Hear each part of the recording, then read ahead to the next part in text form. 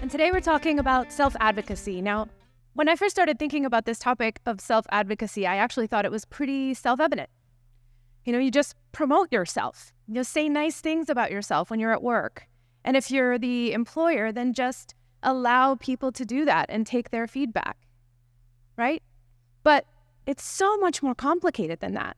And as we looked into this topic, I will tell you that self-advocacy is such an unexamined and overlooked topic, both for individuals and for organizations.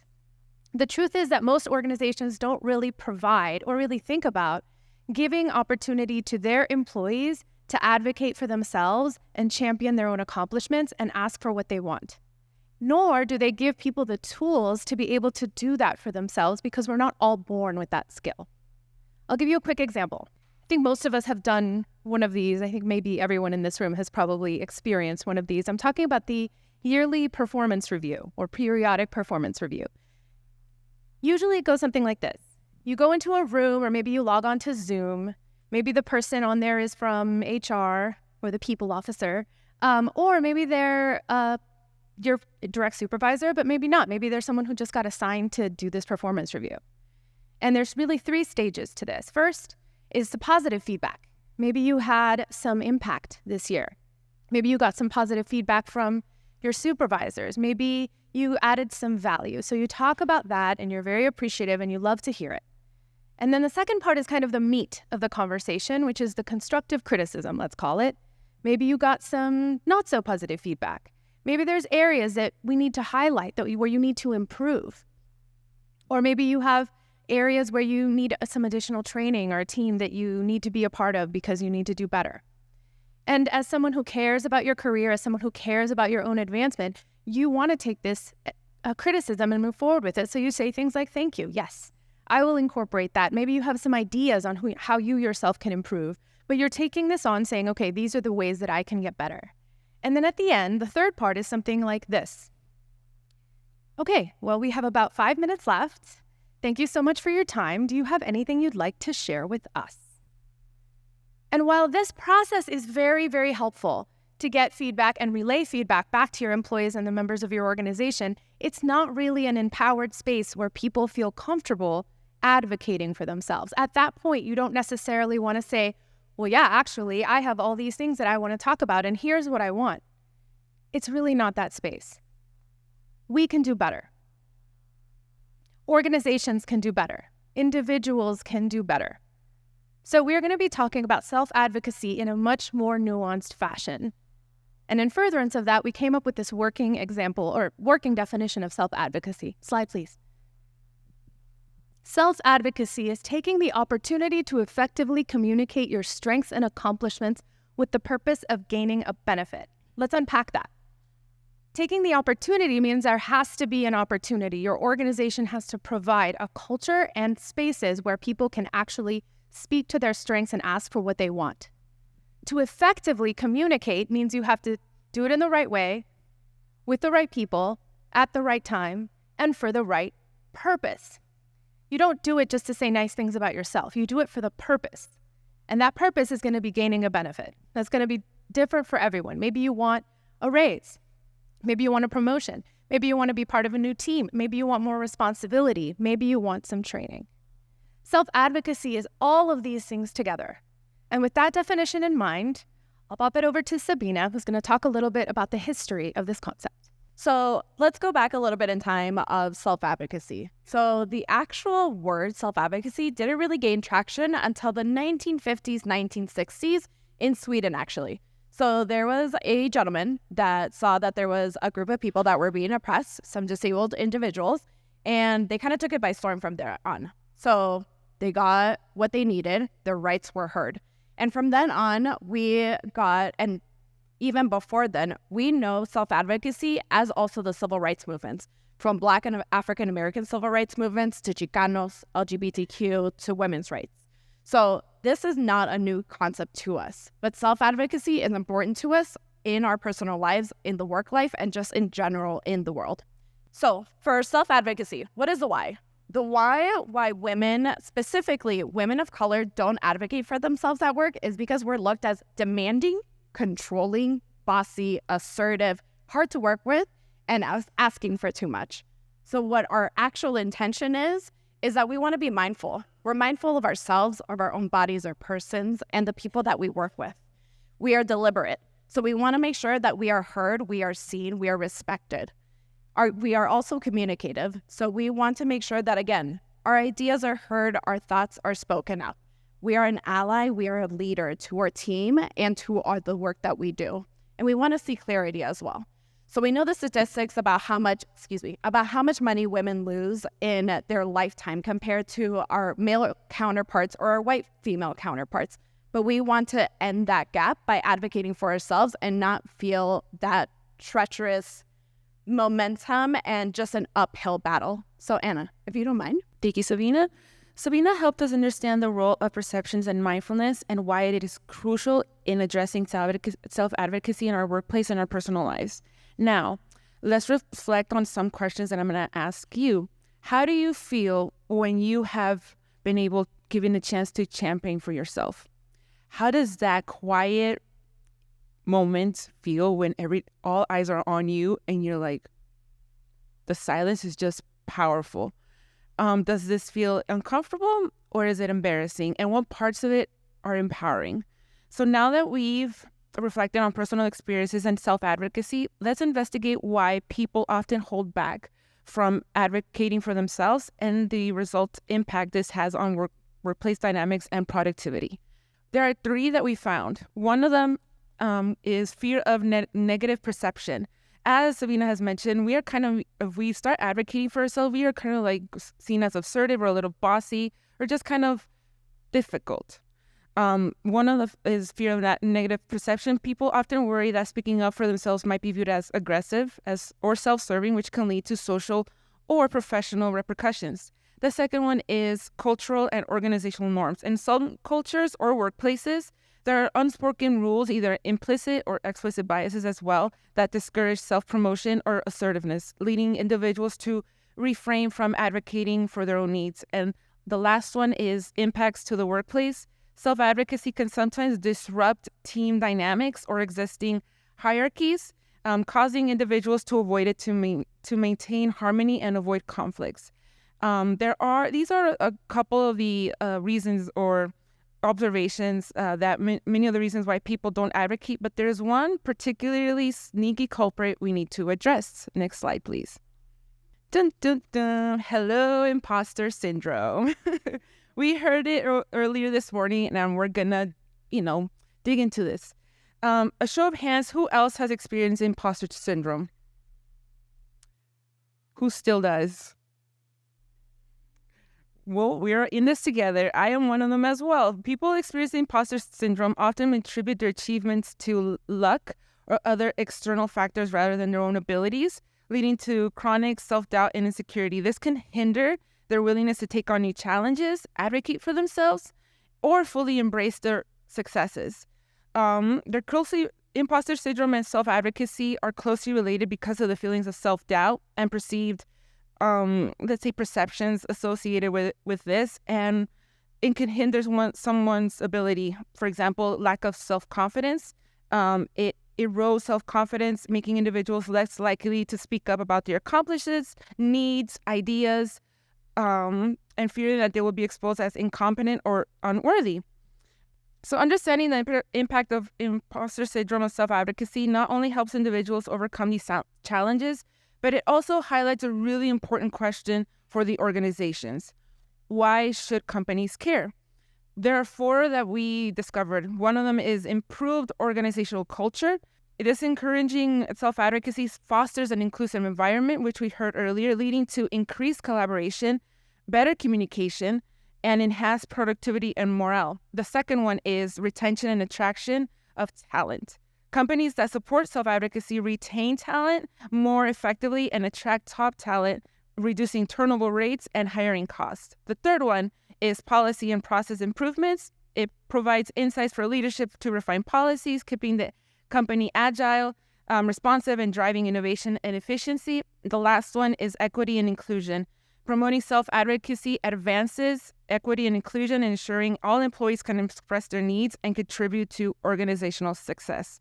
By fostering a culture of self-advocacy, companies not only support their employees' growth and well-being, but also enhance their own organizational effectiveness and competitiveness.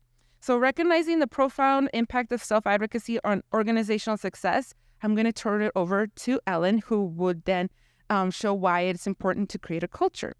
So how do we create a culture where our employees feel empowered to advocate for themselves, where they have clarity into their successes, their opportunities, and their strengths? It's not without a plan. Without the expectation and the intentional creation of space, we won't be successful in this. And so our group is recommending 3 things today, which are routines that are scheduled and dedicated to provide clarity through strong objectives and are bolstered by tools for both our employees and our managers and leaders who are conducting them. So let's jump in. You can go to the next slide. This is 3 parts, and these routines are meant to happen on an annual basis. The first one probably looks very familiar to most of us, probably very common across many of our organizations, and that's the performance review or the professional development review.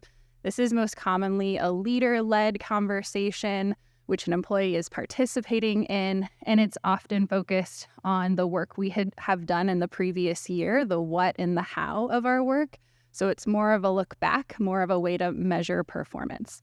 Whereas the second 2 that we're recommending complement the professional review and are intended to be more employee-led type activities, and activities that are intended to help foster growth and professional development of our employees.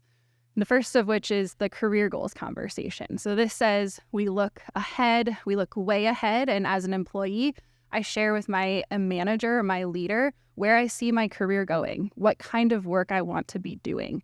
And then the individual development plan is meant to complement that further by saying, we're looking right now at the skills you need to develop to get to that goal of what you have in mind for your career.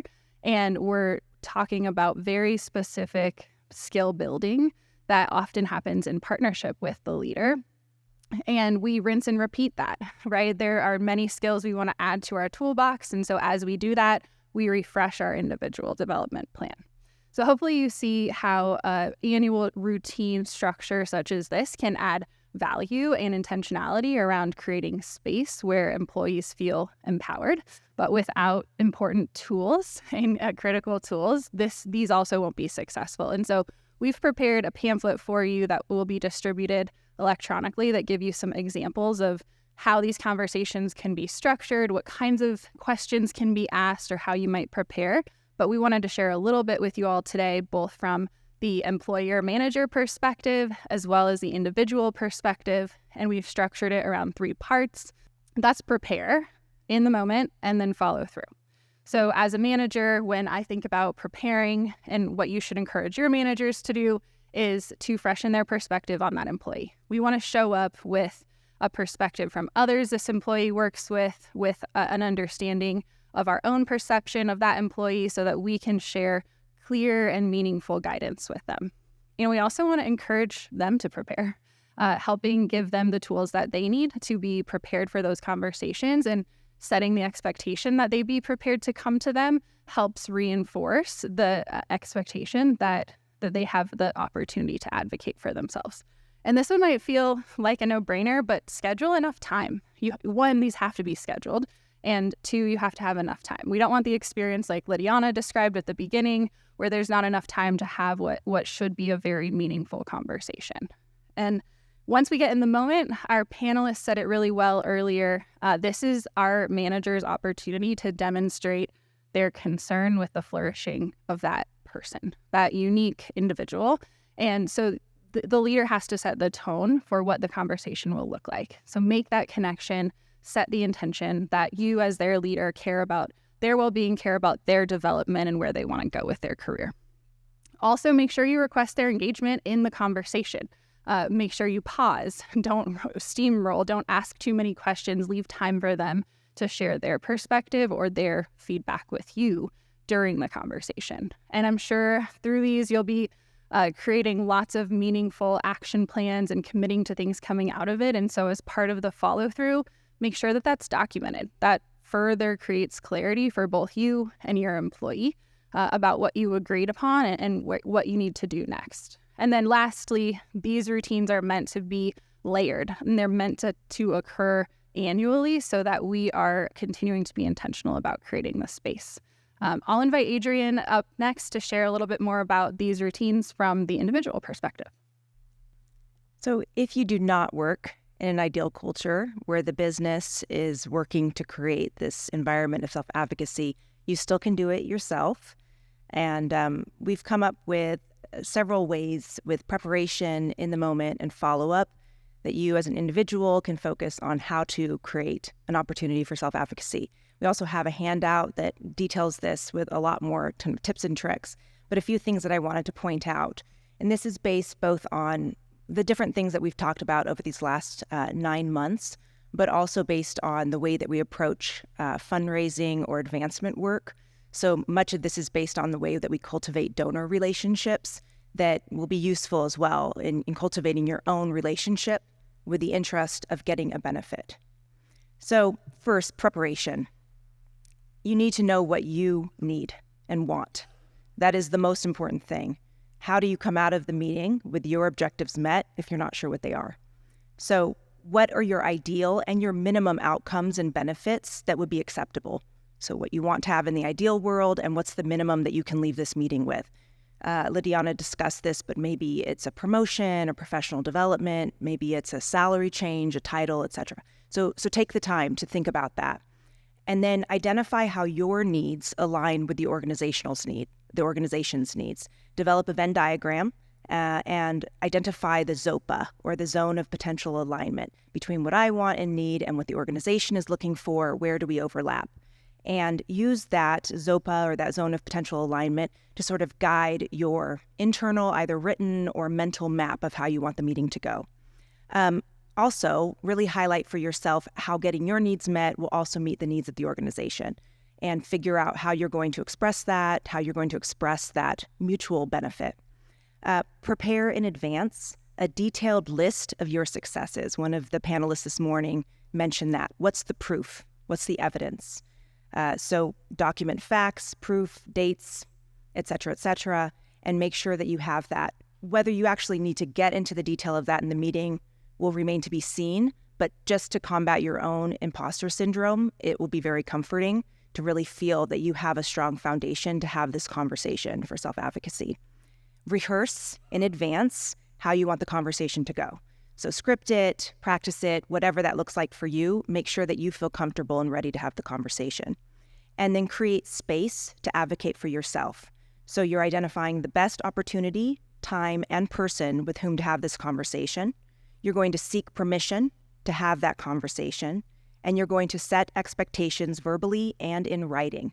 So-and-so, I'm so excited to have this conversation about X on such and such date, and I'm looking forward to talking about such and such, and so forth. So really make sure that that's clear and that they understand why you want to talk with them, that they don't think it's to chit-chat about your weekend plans or something like that, that there's a reason, there's a purpose, and you're hoping to leave that meeting with a certain outcome. Now, in the moment, effectively communicating your achievements with the right people in the right way. Again, we have a handout that it's 5 times as long as this, but a few that I wanted to highlight. Show gratitude and confidence. You're so appreciative of having this time. This is not about you asking for something that's unreasonable, and this is not about you being demanding. This is about you having a collaborative conversation with someone who wants to have success for both of you. And that's the kind of posture you take.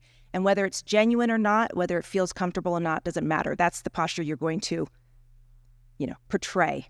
And so that's what you're leaning into. Manage your energy, your breath, your tempo. And we learned about the hidden yawn from one of our presenters. So sort of yawn in the back of your throat to get your oxygen. Practice it so it looks natural. And use that to control your pacing. And then just keep in mind constantly that this is a collaborative conversation, and remember the posture that you want to be in at all times, in your tone, your tempo, your words, your attitude. Even if there's been conflict, that still is the way you're approaching this conversation. And so, have the great conversation, follow the template that you've put in practiced in advance, and talk about your successes, what you want, how they align, and how this would benefit them as well. And then finally, in follow-up, send a thank you note following up to the meeting. Include a recap in writing of your understanding of what was said or what happened in the meeting.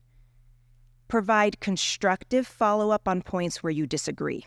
So this is the opportunity to prevent new facts or evidence that may contradict what the other person said. For example, you brought evidence of your successes and they say, oh, I didn't know you did that, or I understood that so-and-so completed that project. This is the opportunity to, oh, I think there might have been miscommunication, additional information. I'd love to present this additional information, that we discussed to provide the evidence for whatever it is that you're saying. Obviously, you only need to do that if there's a disagreement or if there's a lack of clear information. In writing, set a follow-up schedule with your supervisor to maximize the benefit of the self-advocacy meeting. And I mean to maximize it for yourself. So, for example, based on your feedback, I'd like to circle back and share how I have executed on the advice you provided. I want a promotion. You said do this, and you'd be, in line for promotion. So I'm going to do this in the next 6 months. Here's when and how and with whom. And then I'm going to circle back with you. And I look forward to sharing with you how I've adopted your fantastic advice, because I look forward to learning from you. And this is an advancement kind of thing. So you decide how much you want, how thick you want to lay it on. But, that's part of what you're looking for, right? Do exactly what they said. So if they gave you suggestions for career growth or improvement, do them. And then document precisely how and when you followed their advice, and send casual updates. Here's an image from me at the CWCC Leadership Lab. Thank you so much for your great advice about that. It's really been transformative for my career. I'm learning ... skills that we talked about on June 17th, 2022. So you're creating both a paper trail, but also creating evidence that you're going to bring to your next self-advocacy meeting to show how you've done those things. And now you're looking forward to the conversation about that benefit that you expected and will be looking forward to. And finally, build an ally network to support your self-advocacy. So find folks who are aligned to the career guidance, and also send casual updates about this. I'm meeting with my vice president friend, like you said. The CEO and I have gotten to know each other. So utilize those ally networks and the other leverage, I can't remember which speaker brought that up, that will also sort of bring some soft influence to your conversation. Those are individual. Next slide. So just to wrap it up, one thing that really kind of strikes me, I love this definition. I think we've explored a lot of different parts of it. But one thing that I'd kind of like to highlight is just the term itself, self-advocacy, just sort of suggests that it's on you. You build your own skills. You figure it out. You find the time to promote yourself and see if you can get what you want. But it's not really about just the self. Self-advocacy, if it's going to be effective, if we are going to be our highest and best selves at work, and if our organizations are going to be the highest and best selves that they can be, is actually collaborative. We really encourage you to look at the materials that we've put together for you, especially Ellen and Adrian did a really good job of adding a lot of meat to the tips that they shared here. So please take a look at that. Thank you so much for your time today, and we are happy to answer any questions. Thanks.